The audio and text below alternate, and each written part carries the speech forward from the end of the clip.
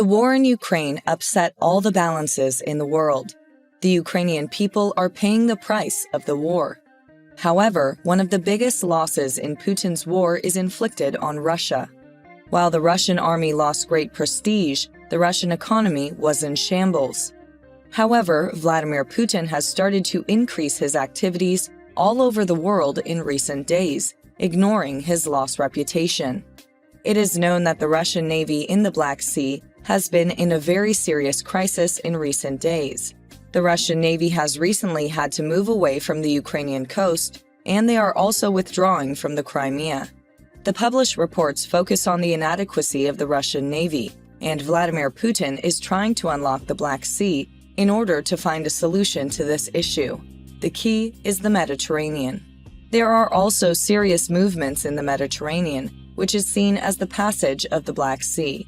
It should also be taken into account that Russia's activity in the seas has increased in recent days. There are reports that Russia has had to reduce its submarines in the Mediterranean. The mobility of Russian submarines is also seen as a harbinger of the Russian Navy's mobility in different seas. A Russian Navy submarine sailed on the surface passing Gibraltar, where it emerged from the Mediterranean. Improved Kilo-class boat possibly heading to the Baltic for much-needed maintenance. He is accompanied by a tugboat, Sergei Balk, going to sea. This means that there is only one Kilo-class submarine left in the Mediterranean. This is bad timing for the Russians. With the withdrawal of the Slava-class cruiser Marshal Ustinov in August, it is weakening its forces there. They exist largely as a counter and deterrent to NATO intervention in Ukraine. Previously, the possibility of direct NATO interventions such as airstrikes quickly dwindled with the start of the war. So even if the submarine's mission is only a small part of it, you could say it's already done. The Russian Navy does not have adequate facilities for the maintenance of warships and submarines in the Mediterranean port of Tartus. For this reason, the Russian Black Sea Fleet headquarters is the top priority for the maintenance of Russian submarines, warships, and boats in the Mediterranean.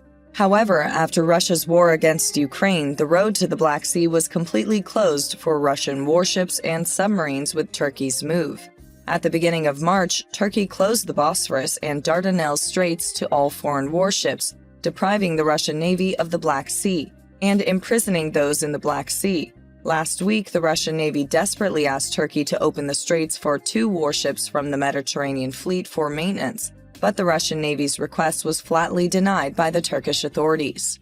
While the Kremlin is desperately looking for a magic bullet, Russia may find itself facing off against NATO aircraft carriers. There is a view that if Russia uses tactical nuclear weapons as proposed, the US and/or NATO will have to respond militarily. Possibly conventional attacks against Russian high-value assets in the Black Sea. Whatever the odds, these are the scenarios where Moscow will weaken. These and other scenarios seem more plausible today than they did a month ago. This means that Russia may regret reducing its forces in the Mediterranean. But Russia has to do it. The most likely explanation for a submarine's departure is that it needs maintenance. There are not enough facilities in Tartus, Syria, where it is located. The submarine is suspected to be Krasnodar, which has been in the Mediterranean for over a year since August 2021. It was then returning to the Black Sea after maintenance in the Baltic. Krasnodar was expected to go to the Black Sea after deployment in Syria. However, upon Russia's invasion of Ukraine, Turkey closed the Bosphorus, which connects the Mediterranean to the Black Sea, to warships. Therefore, the submarine had to return to the Baltic for maintenance. This is a helpful reminder that the Mediterranean fleet does not have enough facilities to be self-sufficient in submarine operations. Submarines are the backbone of the Russian naval power. They are the strongest units, and submarines are better treated than their surface-sliding brethren. These things may not change, but things are looking bleak, as in the Russian military in general. After the Kilo submarines of the Russian Navy left the Mediterranean, it carried out an operation in the Ionian Sea. At this time, we are tracking the presence of the Russian Navy tanker Academic Pashin in the west of the Greek island of Kefalonia. RFS Academic Pashin is a Project 23130 supply tanker and the first tanker built for the Russian Navy since the end of the Cold War, providing the ships of the Northern Fleet with the fuel they need to continue operations. The ship is currently sailing at 12 knots and has taken a course in the last few hours that might suggest it has been refueling other ships. We don't know what other Russian Navy units might be in the area, but we tracked down a similar mission last month. A little further north in the southern Adriatic, the USS Bush's CSG continues. Russia also started to conduct exercises in the northern part of Africa as a result of its strained relations with Europe. Russia and Algeria held joint naval exercises. The Algerian Ministry of Defense said earlier this week that Russia and Algeria have launched a joint military exercise in the Mediterranean. A group of Russian warships arrived in the North African country on Tuesday for the 4-day exercises. In a written statement from the ministry, it was stated that a fleet of warships belonging to the Russian Navy approached the port of Algiers on Tuesday to conduct the 2022 joint naval exercise. The exercise was held to strengthen military cooperation between the Algerian and Russian navies. During the visit of the Russian ships, various cultural and sporting activities will be planned for the benefit of the crew, the ministry said. A Russian naval minesweeper docked at the port of Gigel on the eastern Mediterranean coast to conduct joint exercises with the Algerian Navy. According to the Russian media, in mid-July, the Black Sea Fleet reconnaissance ship Kildin and the small naval tanker Vice Admiral Paramov entered the port of Algiers for a 3-day visit. Russia's Foreign Ministry spokeswoman Maria Zakharova said in September that the Russian-Algerian counter-terrorism exercises to be held in November are routine and not aimed at a third party. The exercise will enable the search, detection, and destruction of illegal armed groups. About 80 soldiers from both sides are expected to participate in this exercise. Algeria is considered one of Russia's most important military allies on the African continent, and also one of the biggest customers of Russia's weapons in the region.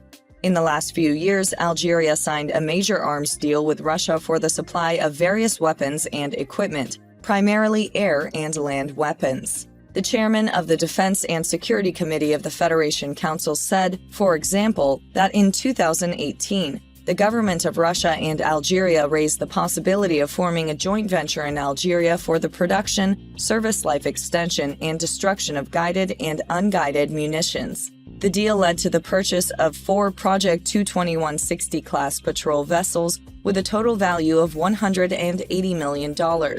The agreement, signed on the 14th of May 2018, reveals that Algeria will receive the first unit from Russia in September 2018, while the rest will be delivered in the coming years.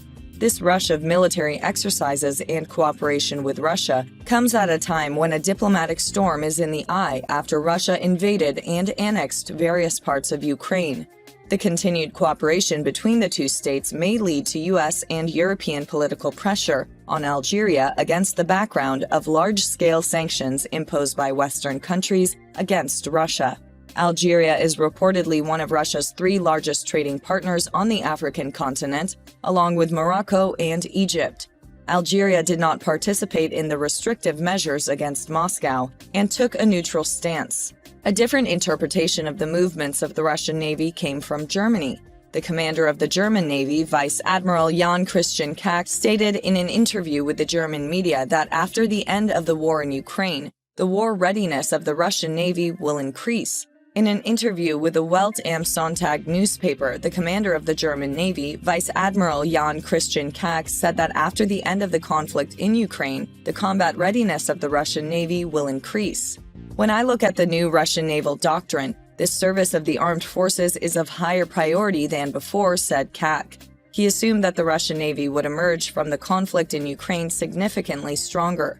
He also said that he takes very seriously the imminent entry into service with the Russian Navy of a new hypersonic anti-ship missile called Zircon. On July 31st, at the Navy parade in St. Petersburg, Russian President Vladimir Putin said that the delivery of advanced Zircon hypersonic missile systems to the Russian armed forces will begin in the coming months. The Northern Fleet's Admiral Gorshkov frigate will be the first surface carrier of these missiles. According to Putin, operational military equipment is constantly being developed in the Russian Navy. Earlier, a source close to the Russian Ministry of Defense told TASS that the Zircon missile designed for Russian surface ships could be operational in September 2022. In the light of these possibilities, it would not be wrong to say that the activities of the Russian Navy will increase from next year, because they seem to have to tolerate the power they lost in the Black Sea in other regions. For this reason, they can make contradictory moves. It seems that we will observe together that the Russian Navy has increased its activities, especially in the vicinity of the North Pole, Alaska, and the South China Sea. Thanks for watching us. Don't forget to subscribe and like.